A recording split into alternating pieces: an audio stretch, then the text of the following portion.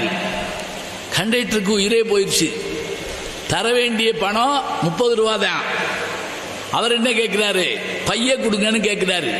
உள்ள 3000 ரூபாய் பணம் இருக்கு. பரவாயில்ல கண்டக்டர், பைய கொடுங்க, ஒன்னும் அவசரம் இல்லை, பைய கொடுங்க, பைய கொடுங்க. அப்புறம் ஒருத்தர் சொன்னார், ஐயா பையன்னா மெதுவாக கொடுங்கன்னு சொல்றாரு. 7ஆம் நூற்றாண்டில் திருஞான சம்பந்தர் சொன்ன வார்த்தை நிற்குதுங்க. மன்னனுக்கு அந்த நெருப்பு போய் பற்றியது, வெப்பு நோய் ஏற்பட்டது. வெப்பு நோய் ஏற்பட்ட உடனே சமணர்கள் எல்லா வகையிலையும் அவருக்கு வைத்தியம் பண்ணாங்க, ஒன்றும் நடக்கலை. இப்போதான் அந்த அம்மா ஒரு கேள்வி கேட்டாங்க, மங்கையர்க்கரசியார், இந்த ஞான சம்பந்தரை வர சொல்லலாமா? சமணர்கள் ஒத்துக்கிற மாட்டேங்கிறாங்க, அதெல்லாம் வரக்கூடாது, ஏதாவது பண்ணிடுவாங்க. மன்னன் சொன்னா, உடம்பு வேதனை தாங்க முடியல, வர சொல்லுங்க. ஞானசம்பந்தர் வந்தார். இந்த பக்கம் ஞானசம்பந்தர், இந்த பக்கம் சமணர்கள். முழுசா வைத்தியம் பார்க்கப்படாது. நீ பாதி உடம்புக்கு நீ வைத்தியம் பாரு, பாதி உடம்புக்கு நாங்கள் வைத்தியம் பார்க்குறோம்.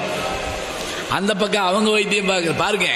ஒரு உடம்புல 2 வைத்தியர்கள் போட்டி போட்டு பார்த்துக்கிட்டு இருக்காங்க. இப்போ திருஞான சம்பந்தர் ஒன்றும் செய்யலைங்க. பையிலிருந்து விபூதி எடுத்தார், தடுத்துட்டாங்க. அது ஏதோ ஒரு மந்திரம், அது எடுக்கப்படாது. சரி, ஒன்றும் இல்லை. மடப்பள்ளியிலிருந்து அந்த திருச்சாம்பலை எடுத்து வர சொல்லுங்க. அப்போ தாங்க சொல்கிறாங்க, மந்திரமாவது நீர், வானவர் மேலது நீர், சுந்தரமாவது நீர், துதிக்கப்படுவது நீர். இதில் இன்னைக்கு கூட கடுமையான காய்ச்சல் உள்ளவர்கள் இந்த பதிகத்தை பாடுனா அந்த காய்ச்சல் உடனே குறையுமாங்க. அதுக்கு வாய்ப்பு இருக்கு. நீங்க இசையால் எதையாவது சாதிக்க முடியுமான்னு கேட்டீங்கன்னா முடியுங்க. 2 நாளைக்கு முதல்ல நான் வாட்ஸ்அப்பில் பார்த்தேன். என்ன தெரியுமா, ஒரு வீட்டில் நிறைய கிளிகள் வளர்க்குறாங்க. அந்த வழியா ஒரு ஊர்வலம் போயிருக்கு. தாரத்தப்பட்டு அடிச்சுட்டு போறாங்க. சத்தம் ஓவரா கேட்குது. அந்த சத்தம் கேட்க கேட்க இங்க இருந்த அந்த லவ் பேர்ட்ஸ், அந்த கிளிகள் எல்லாம் மயங்கி மயங்கி விழுகுதுங்க. இவர் வெளியே ஓடி போய் சொல்றாரு, சத்தம் அடிக்காதீங்க, அடிக்காதீங்கிறாரு. சத்தம் ஓவரா இருக்கு, வேண்டாம், டெசிபிள் அப்படிமா ஆங்கிலத்தில். ஒரு அளவுக்கு மேல இந்த காது அதை தாங்காது, இது ஓவரா இருக்கு. அவங்க கேட்காம போட்டிருக்காங்க. 10-20 குருவி விழுந்துருச்சுங்க. அப்புறம் அந்த மருத்துவர்களை கூப்பிட்டு கேட்டப்ப சொன்னாங்களா, அதனுடைய இதய துடிப்பெல்லாம் குறைஞ்சு போனதுக்கு காரணம் அந்த கொடூரமான ஓசை தானா. பாருங்க, பறவைகளுக்கே இந்த மாதிரி இருந்தால் நம்ம எப்படி இருக்கணும்? ஓசை மெதுவாக இருக்கணும். நரம்பு கருவி, தோல் கருவி, காற்று கருவி, 3 தானங்க கருவி. 3ஐயுமே கண்டுபிடிச்சவங்க தமிழர்கள் தாங்க. எப்படின்னு கேட்குறீங்களா? எப்படின்னா 3லையுமே சிறப்பு அகரம் இருக்கு. குழல் சிறப்பு அகரம், காற்று கருவி. யாழ் சிறப்பு அகரம். முழவு புலடைந்தும் பொறிகளங்க நெறிமயங்கி அறிவெளிந்திட்டு ஐமேலுந்தி அலமந்த போதாக அஞ்சேல் என்றல் செய்வார் அமருங்கோயில் பலம் வந்த மணவார்கள் நடமாட முழவதிர மழை என்று அஞ்சி சிலமந்தி அளமந்து மரமேறி முகிழ்வார்க்கும் திருவையாரே. திருவையாருக்கு திருஞான சம்பந்தர் போன போது அங்க இருக்கிற சூழல்ல அந்த முழவு இசையை கேட்டு குரங்குகள்லாம் மேலே ஏறி கையை அப்படி வச்சு பார்க்குதான் மழை வர போதான்னு. இது முழவுங்கிற கருவிக்கான அந்த ஆற்றல். இப்ப திருஞான சம்பந்தர் அந்த விபூதி எடுத்து இந்த பக்கம் பூசுற உடனே வெப்பு நோய் குறைஞ்சதுங்க. முழுவதும் பூச சொல்லிட்டான் மண்ணை, பூசியாச்சு. இப்ப நேருக்கு நேர் வாதம் நடக்க போகுது. என்ன வாதம் தெரியுமா? அனல் வாதம், புனல் வாதம். அனல் வாதம் என்ன? பாட்டு எழுதி நெருப்புல போடணும். கருகாம இருந்தால் அந்த மதம் சிறந்த மதம்.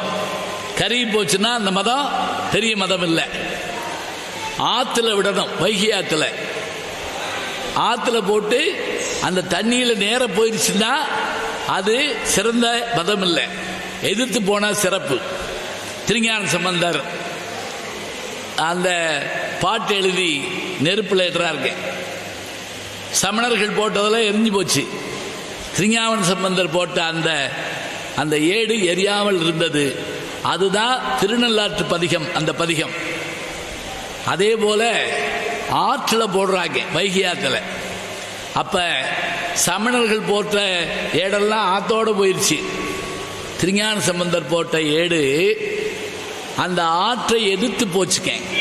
எங்க போய் ஏறிச்சு தெரியுமா? திரு ஏடகம்ங்கிற ஒரு ஊர்ல போய் ஏறிச்சு. எங்க ஊர் சோழவந்தான் பக்கத்தில் திருவேடகம் இன்னைக்கு இருக்கு. அதுல என்ன பாட்டு எழுதியிருந்தார்? வாழ்க அந்தனர் வானவர் ஆணினம் வீழ்க தன்புணல் வேந்தனும் ஓங்குக ஆழ்க தீயதெல்லாம் அரண்நாமமே சூழ்க வையகமும் துயர் தீர்கவேன்னு அவர் எழுதின பாட்டினால மன்னனுக்கு நோய் தீர்ந்தது மட்டும் இல்லைங்க, அவன் தூண்பாண்டியனாக இருந்தவன் நிமிர்ந்துட்டாங்க, நின்ற சீர் நெடுமாறனாக மாறினான். இப்ப திருஞான சம்பந்தருடைய வருகையால் சமண இருள் மறைந்து சைவ ஒளி பரவிற்று. காரணம் யார் தெரியுமா? அந்த விளக்கை ஏற்றிய பெருமை பட்டத்தரசியாகிய மங்கையர்க்கரசிக்கு உண்டு. செய்ததெல்லாம் திருஞான சம்பந்தர் தாங்க. ஆனா செய்ய வைத்தது யாரு? மங்கையர்க்கரசியார். அப்புறம் என்னாச்சு தெரியுமா? அந்த ஊர் மக்கள் எல்லாம் விபூதி பூச ஆரம்பிச்சிட்டாங்க. திருநீரிட்டார் கெட்டார்னு சொன்னவன் திருநீரிட்டு ஆறு கெட்டார் அப்படின்னு கேட்டான். திருநீரிட்டு ஆறு கெட்டார். முதல்ல திருநீரிட்டார் கெட்டார்னா இப்ப அப்பதான் மங்கையர்க்கரசியை பாடி மங்கையர்க்கரசி வளவர் கோண்பாவை வரிவளக்கை மடைமானே பங்கைய செல்வி பாண்டிமாதேவி பணி செய்து நாடொரும் மரவங்கிற அந்த பாடலை பாடி எம்பெருமாட்டியை வாழ்த்தினார் திருஞான சம்பந்தர். ஒரு செய்தியை சொல்லி நான் நிறைவு பண்றேன். சரியான நேரம் வந்துருச்சு. என்ன செய்தின்னா, வந்திருக்கவங்களுக்காக எல்லாருக்கும் தெரிஞ்சிருந்தாலும் நான் சொல்றேன். திருநெல்வேலியில் நான் பேச போயிருந்தேன். பொதுக்கூட்டம்னா நான் ஒன்றும் அரசியல்வாதி இல்லை, சமய கூட்டம் தான். வெளியில் நடக்குது. 3 தெரு சந்திக்கிற இடம்.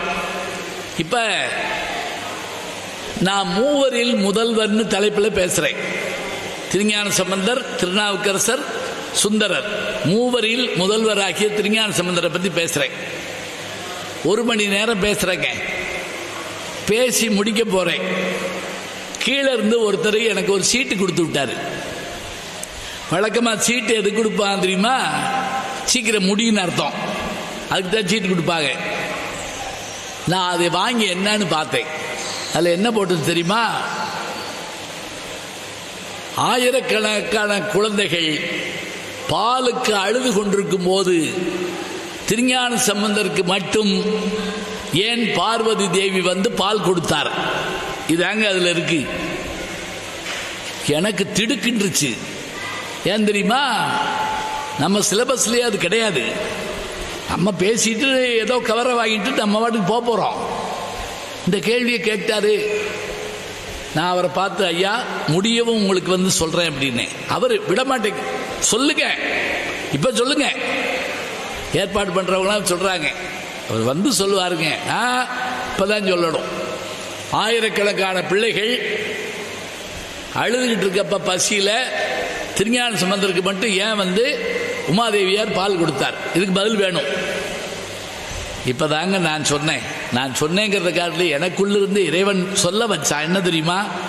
கிருபானந்த வாரியார் சுவாமிகளும் குன்றக்குடி அடிகளார் போன்ற பெருமக்களும் சொன்ன செய்திகளை நான் நினைவுல கொண்டு வந்து உடனே சொல்றேன். எப்படி சொன்னேன் தெரியுமா? ஐயா, நான் அந்த கூட்டம் ஆரம்பிச்சப்போ ஒரு பாட்டு சொன்னேன், கேட்டீங்களான்னு கேட்டேன் அவர்கிட்ட. அதெல்லாம் நான் கேட்கல. நான் கேட்ட கேள்விக்கு பதில் சொல்லுங்க. ஞான சம்பந்தருக்கு முதல்ல ஏன் பால் கொடுத்தாங்க அந்த அம்மா? நான் சொன்னேன், ஐயா நான் சொன்னேன், அந்த குழந்தைகிட்ட கேட்கிறாருங்க அவங்க அப்பா, சிவபாத இருதயர் கேட்கிறார். குழந்தைய நிப்பாட்டிட்டு குளிக்க போயிருக்காரு. குளத்துல குளிச்சுட்டு குழந்தை அழுகிற சத்தம் கேட்குது. கொஞ்ச நேரத்தில் சத்தம் கேட்கல. எந்திரிச்சு வந்து பார்க்குறாரு, வாயில பால் இருக்கு. பாலரா வாயர் இல்லையா, பால் ஒழுகுது. அந்தன விட்டு பிள்ளை கையில குச்சி எடுத்தாரு. யார்கிட்ட பால் வாங்கி குடிச்ச அப்படின்னு கேட்கிறாரு. இப்ப நம்ம யாராவது சாக்லேட் கொடுத்தா வந்த உடனே கேட்பாங்கல்ல, அம்மா டேய் யாரா கொடுத்தா, யார் கொடுத்தா? குழந்தை என்ன செய்யும் தெரியுமா? ஒரு அங்கிள் வந்தாரு, கண்ணாடி போட்டிருந்தாரு, கட்டம் போட்ட சட்டை பைக்கில் வந்தாருன்னு சொல்லும்ல, அதே போல திருஞான சம்பந்தர் 7ஆம் நூற்றாண்டுல சொல்றாருங்க. யார்டா பால்வாய் குடிச்சேன்னு கேட்கிறாரு உங்க அப்பா. தோடுடைய செவியன் விடை ஏறி வந்தது என்ன? ஒரு கால வாகனம். விடை ஏறி ஒரு தூவன் மதி சூடி மேல நிலா இருந்துச்சு.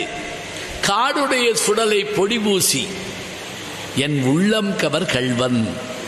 இப்படி நீங்க கேட்கலாம், இந்த பாட்டு எதுக்கு சொல்றீங்க? அந்த கேட்ட கேள்விக்கு பதில் இல்லையே. இப்பதாங்க பதில் வரப்போகுது. இந்த முதல் 2 வரியில பதில் இல்லை, பின்னாடி 2 வரியில பதில் இருக்கு. என்ன தெரியுமா? திருஞான சம்பந்தர் சொல்றாரு, என் உள்ளம் கவர் கள்வன் தன்னுடைய துணையோடு வந்து எனக்கு எதற்காக ஞானப்பால் வழங்கினாங்க தெரியுமா? ஏடுடைய மலரால் முனை நாட்பணிந்து ஏற்ற அருள் செய்த பீடுடைய பிரமாபுரம் மேவிய பெம்மானிமனன்றே. என்ன அர்த்தம்? நான் சென்ற பிறவிகளில் மலரிட்டு எம்பெருமானையும் எம்பெருமாட்டியும் வணங்கியதன் காரணமாக எம்பெருமானையும் எம்பெருமாட்டியும் என் அழுகையை பார்த்து நான் செய்த நற்சவத்தால் அவர்கள் வந்து எனக்கு பால் வழங்கினார்கள். எனவே நான் செய்த புண்ணியம் எனக்கு பாலாக வந்தது. சொல்லிட்டு நான் நிறுத்தலைங்க, அவருக்கு புரியுற மாதிரி சொன்னேன். எப்படி? ஐயா செல்வநாயகம் இருக்காங்க, அவர் வங்கியில் போய் ஒரு 5000 ரூபாய் பணம் எடுக்கிறாரு, காசோலை கொடுத்து எடுக்கிறாரு. நான் நின்று பார்த்துக்கிட்டே இருக்கேன். அவர் போன உடனே நான் போய் அந்த காசாளர் கேசியர்கிட்ட எனக்கு ஒரு 10,000 ரூபாய் எடுங்க அப்படிங்கிறேன். அவர் கேட்குறாரு என்கிட்ட, உங்கள் அக்கௌண்ட் நம்பர் சொல்லுங்க அப்படிங்கிறாரு. அதெல்லாம் சொல்ல மாட்டேன். அவர் கொடுத்தீங்க 5000 ரூபா எனக்கு கொடுங்க. அவர் சிரிப்பாரு, ஏய் நீ என்ன பைத்தியமா? அவர் போட்ட பணத்தை எடுத்தாரியா, நீ பணம் போட்டிருந்தா தான் எடுக்க முடியும், போடாம வந்து பணம் கேட்கிறியே. புண்ணியம் செய்த திருஞான சம்பந்தருக்கு ஞானப்பால் கிடைத்தது. புண்ணியம் செய்தவர்கள் யாராக இருந்தாலும் ஞானப்பால் கிடைக்கும். அதனால் எல்லா குழந்தைகளும் தவமும் மற்ற அருளும் உடையவர்களாக இருப்பார்களேயானால் அதனை பெற்றுக்கொள்ளலாம். இதை நான் சொன்னேங்க. திருஞான சம்பந்தரே பதில் சொல்லியிருக்காரு. அதனால் நாம் நம்முடைய குழந்தைகளை வளர்க்கிற போது கல்வி மட்டும் இல்லைங்க, பண்பாடும் அன்பும் மற்றவையும் நமக்கு மிக முக்கியம். இது ரொம்ப வேணும். இங்கே நம்முடைய திருமணத்தில் வந்து வானொலியும் யூடியூப்பும் மற்றவையும் இருக்குது, வேணும். ஏன் தெரியுமா? உலக நாடுகளுக்கெல்லாம் அந்த செய்தி பரவடுங்க. நான் சமீபத்தில் அமெரிக்காவுக்கு போன போது ஜெர்மனியில் விமானம் மாறுறதுக்கு நின்றுட்டு இருந்தேன். அப்போ என் கூட வந்த ஒரு இந்திய இவர் என்ன பண்ணாரு, தமிழ்நாட்டுக்காரரு, தோளில் குழந்தை போட்டிருந்தாரு. என்கிட்ட சொன்னார், ஐயா உங்களுடைய யூடியூப்பில் வரக்கூடிய செய்திகளை எல்லாம் நான் விடாமல் கேட்பேன். எப்போ கேட்பேன் தெரியுமா? நானும் என் மனைவியும் அமெரிக்காவில் வசிக்கிறோம், 2 பேருமே வேலை பார்க்குறோம். மனைவி வேலைக்கு போகிறப்ப நான் வீட்டு வேலை பார்ப்பேன், நான் வேலைக்கு போகிறப்ப மனைவி வீட்டு வேலை பார்ப்பாங்க. நான் என்ன பண்ணுவேன் தெரியுமா? உங்கள் யூடியூப் எப்போ கேட்பேன்னா, எங்கள் வீட்டு சாப்பாட்டு பாத்திரமெல்லாம் இருக்குல்ல, அதை விளக்குறப்ப உங்கள் பேச்சை கேட்டுக்கிட்டே நான் பாத்திரம் விளக்குவேன். நான் கொஞ்சம் யோசிச்சேன், எது இருக்குது நம்மகிட்ட சொல்கிறாரு. அவர் சொன்னார், நீங்கள் ராமாயணம், மகாபாரதம், திருவிளையாடல் புராணம், கந்த புராணத்தில் வரக்கூடிய பாத்திரங்களை எல்லாம் அந்த பக்கம் விளக்குவீங்க. நான் இட்லி தட்டு, குண்டா, தட்டு, டம்ளரு, இந்த பாத்திரமெல்லாம் நான் இங்கிட்டு விளக்குவேன். நீங்கள் அந்த பக்கம் பாத்திரம் விளக்குவீங்க, நான் இந்த பக்கம் பாத்திரம் விளக்குவேன். மொத்தத்தில் பாத்திரம் விளக்குறேன் அப்படின்னாரு. ரொம்ப கேட்கவே மகிழ்ச்சியாக இருந்தது. அதனால் உலகமெல்லாம் சைவ நெறி தலைத்தோங்க வேண்டும், தலைத்தோங்கும் என்ற நம்பிக்கை இருக்கிறது. நம்முடைய குருமகா சன்னிதானத்தினுடைய அருளாலும் அவர்களுடைய செயல்பாட்டினாலும் இறையருளாலும் இறைவன் எல்லா வகையான நலங்களையும் நமக்கு தருவான். உருவாய் அருவாய் உளதாய் இளதாய் மறுவாய் மலராய் மணியாய் ஒளியாய் கருவாய் உயிராய் கதியாய் விதியாய் குருவாய் வருவாய் அருவாய் குகனை என்று எம்பெருமானை குருவாக வரவேற்று நாம் வணங்கி இந்த நல்ல வாய்ப்பை தந்த குருமகா சன்னிதானத்தையும் திருமணத்தை சார்ந்த பெருமக்களையும் ஐயா செல்வநாயகம் அவர்களையும் வணங்கி விடைபெறுகிறேன். நன்றி, வணக்கம்.